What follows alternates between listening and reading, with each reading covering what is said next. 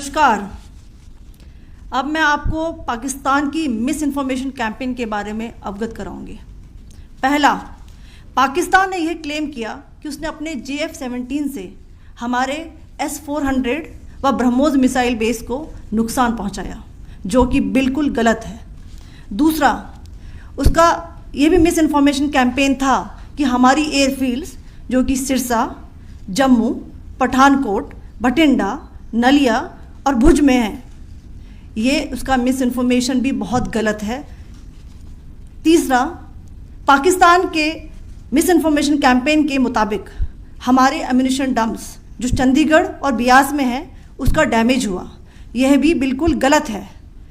हमने आपको morning briefing में बताया था विथ फैक्ट्स एंड फिगर के साथ कि ये सारी चीज़ें बिल्कुल सही सलामत हैं। अब मैं आपको बताना चाहती हूँ कि पाकिस्तान के एक प्रेस कॉन्फ्रेंस में ये बात की गई थी कि उनके सीनियर मिलिट्री ऑफिसर्स जो कि पूरी तरह से ये भ्रामक हैं और तथ्यों से दूर हैं कि पाकिस्तान की ओर से ये झूठा आरोप भी लगाया जा रहा है कि भारतीय सेना ने मस्जिदों को नुकसान पहुंचाया।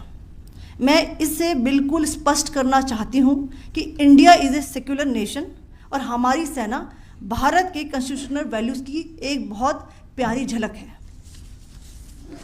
इंडियन आर्म्ड फोर्सेस ने पाकिस्तान को बहुत भारी नुकसान पहुंचाया, उनके मिलिट्री इंफ्रास्ट्रक्चर्स को, चाहे वो लैंड एसेट्स हों या फिर उनके एयर एसेट्स। यही नहीं, इंडियन आर्म्ड फोर्सेस ने पाकिस्तान की एयरफील्ड्स स्कर्दू, जकोबाबाद, सरगोदा और बुलारी को बहुत नुकसान पहुंचाया। इसके अलावा पाकिस्तान के air defence system, radar system, उनको भी एयर स्पेस में अनटेनेबल किया।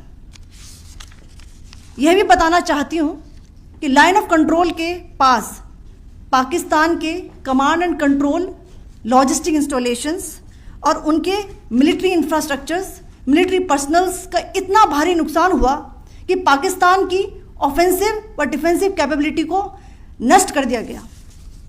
अंत में मैं फिर से ये बात दोहराना चाहूँगी, इंडियन आर्म फोर्सेस पूरी तरह से तैयार है, सतर्क है और भारत की संप्रभुता और अखंडता की रक्षा के लिए पूरी तरह से कमिटेड है। धन्यवाद। जय हिंद।